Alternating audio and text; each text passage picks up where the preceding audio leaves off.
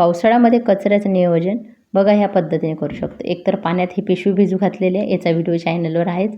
दुसरं म्हणजे तुम्ही एखाद्या ग्रो बॅगमध्ये साईडनं असा मोठी ग्रो बॅग आहे ही, त्याच्यामुळे बघा मी असं साईडनं टाकलं आणि याच्यावर माती टाकायला विसरू नका, म्हणजे छान असं खतात रूपांतर होईल.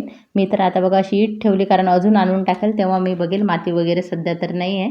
आणि अशा पद्धतीने आता इथे बघा जास्वंदाच्या झाडं आहे आणि इथे मी केळीच्या साली होत्या ना त्याच दाबत आहे साईडला. एकदम साईडला दाबायचं, जे की झाडाच्या मुळ्यांच्या जवळ एकदम दाबायचं नाही, नाहीतर फंगस लागू शकते. आणि त्याच्यावर माती टाकायची.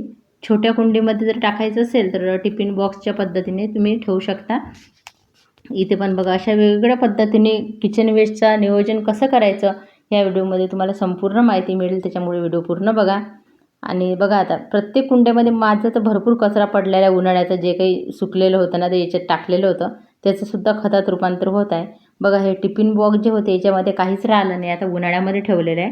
आणि हे कचऱ्याचं नियोजन मी आज नाही तर बऱ्याच वर्षापासून करत आहे, त्याच्यामुळं मला आता सर्व कसं करायचं समजलं. आता काही टिफिन बॉक्ससुद्धा मी ठेवलेलं आहे.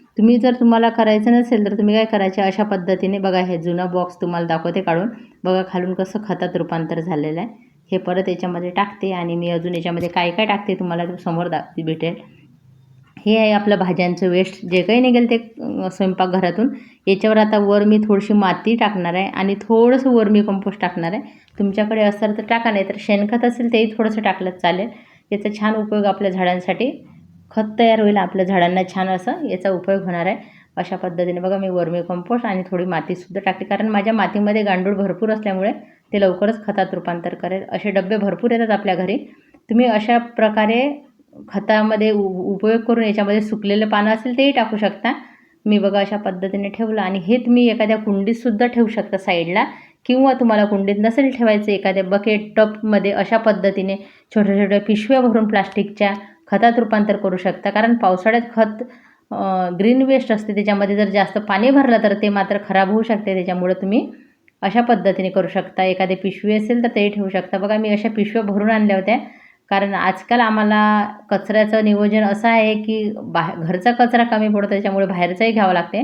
म्हणून भाजीवाल्यांकडे मला जे काही मिळेल ते मी घेत असतो, कांद्याच्या साली असो किंवा अशा मक्याच्या साली असो. बघा आता इथे कॅरी आहे, या कॅरीमध्ये 2च ठिकाणी आता जागा उरलेली आहे, बाकी ठिकाणी झाडं आहे. आणि तिथे मी बघा असा खड्डा केला आतमध्ये आणि त्याच्यामध्ये हे सर्व आपण कचरा भरून घेऊया.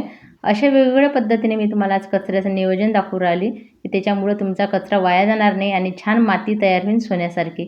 याच्यामध्ये बघा भरपूर गांडूळ आहे आणि तुम्हाला बघा हे पण दिसतात ना असे वेगवेगळे प्रकारचे जीवाणू, हे आपल्या खतात रूपांतर करणारे छान आहे. हे ज्याच्या मातीत असेल ना त्याची माती सुपीकता वाढते आणि माती चांगली ऑर्गॅनिक आहे याचंही आपल्याला खात्री पटते.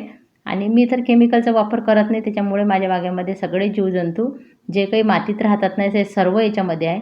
आणि हे कॅरी आहे, इथे पपईचं झाड आहे म्हणून मुळ्या पण भरपूर निघत आहे असं खोदताना. खूप मोठं झाड आहे. मला तर शेजारी राहणाऱ्यांनी सुद्धा विचारलं, ते झाड तुमच्या गच्चीवर आहे का, एवढं मोठं कसं काय झालं. मी म्हटलं हो ते गच्चीवरच आहे, कॅरीमध्ये लावलेलं. इतकं मोठं झाड, कारण खूप मोठं झालं आहे ते, कारण ते काही असं याचं नाही आहे बाहेरून आणलेलं, बी टाकून झालेलं आहे. किंवा तुम्ही बघा एखादी खाली कुंडी असेल ना त्याच्यामध्ये असा खड्डा करायचा, त्याच्यानंतर वरची माती मी काढून घेतली, मधल्या भागात मी असे कणीसचे साली भरल्या, वरूनसुद्धा माती टाकते. असं केल्यामुळे कचऱ्याचं नियोजन होते, सोबत मच्छर वगैरे होत नाही माती जर वरून टाकली तर.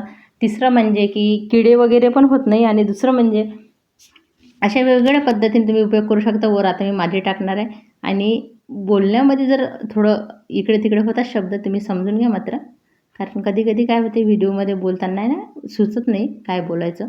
आता इथे बघा मी या पद्धतीने सगळं बाहेर काढलेलं आहे. हे आपण जे खत बनवलं होतं ना उन्हाळ्यात, मी जे डबे भरून ठेवले होते टिफिन बॉक्समधून, तुम्ही बघा किती सुंदर आणि छान हे खत निर्माण झालं.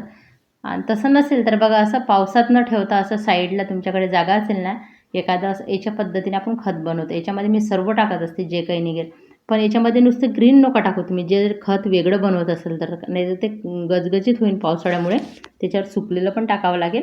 बाकी अशा वेगवेगळ्या पद्धतीचा उपयोग तुम्हाला करता येईल. मी बरेच टिफिन बॉक्स बनवले आज बघा, अशा पद्धतीने झाडाच्या साईडला ठेवले, कारण हे कचऱ्याचं नियोजनसुद्धा होते आणि आपल्या झाडांना छान खत म्हणून उपयोग होते. भरभरून बागेमध्ये फुलं येत आहे. मी आता लवकरच व्हिडिओ बनेल, माझ्या बागेमध्ये भरपूर फुलं येत आहे. वॉटर लिली कमळ तर पूर्ण फुलांनी भरलेलं आहे, एकही वॉटर लिली असं नाही की कड्या फुलांनी भरल्या नाही. आणि कमळलासुद्धा खूप छान कळ्या येत आहे आणि मला इतके आवडतात ना ते झाडं, कारण त्याच्या एका झाडापासून मला इतकी आवड निर्माण झाली म्हणून मी व्हिडिओ बनवलेला आहे. तुम्हाला पाहिजे असेल ना तर मी सेल करणार आहे, नाहीतर मग माझ्या इथूनच घरूनच जाणार, मग तुम्हाला मिळणार नाही. म्हणून तुम्हाला करायचे असेल तर लगेच मॅसेज करून ठेवा. बघा अशा वेगवेगळ्या पद्धतीने तुम्हीही तुमच्या बागेमध्ये खताचा उपयोग करू शकता. अशी कचऱ्याचं नियोजन करणं आपल्याला खूप गरजेचं काम आहे, कारण कचरा खूप दुर्गंधी वगैरे पावसाळ्यात पसरते आणि आपल्या कचऱ्याचं आपल्याला जर असं नियोजन करता आलं, असे बरेच डबे येतात, त्या डब्यांना खालून होल करायचं, अशा पद्धतीने ठेवायचं. आणि वॉटर लिली नाही दाखवली तर व्हिडिओ पूर्ण होणार नाही असं मला वाटते, कारण भरभरून फुलत आहे वॉटर लिलीला. बघा कळ्या फुलांनी सगळे भरलेले आहे. आणि आता आपल्या वॉटर लिलीचे पहिल्यांदा मी असे फुलं तोडले बरं का, कारण मला हे फुलं झाडावर खूप सुंदर दिसतात. तोडायची इच्छा होत नाही, पण मी आज म्हटलं चला थोडंसं तोडूया आपल्याला व्हिडिओमध्ये दाखवण्यासाठी फक्त. आणि म्हणून असे वेगवेगळे रंग, माझ्या कॅमेरामध्ये इतके सुंदर रंग नाही येत आहे, खूप छान रंग आहे. आणि हे वॉटर लिलीचे फुलं आहे ना भरपूर फुले देणारे आहे. एकदा जरा यायला लागले ना तर पूर्ण सीझनभर याला फुलं येतात. हिवाळ्यात काही दिवस फक्त थांबतात, परत उन्हाळ्यापासून याची फुलं तयार होतात. आणि पावसाळ्यात तर याचा सीझन इतका बेस्ट आहे लावण्यासाठी, खूप सुंदर आहे. आणि असे वेगवेगळे रंग आहे. फुलाची साईज छोटी आहे, भरपूर मोठी नसतेच वॉटर लिलीची, आणि काही थोडी जास्त मोठी असते ना त्याची प्राईस पण खूप जास्त असते. म्हणून मी तरी सध्या हे जमा केलेलं आहे. पण प्रत्येक फूल मला हे सुंदरच वाटते माझ्या बागेमधलं. तुम्हाला कसं वाटतं नक्की सांगा. आवडलं तर एक लाईक देऊन जा. धन्यवाद सर्वांचे मनापासून.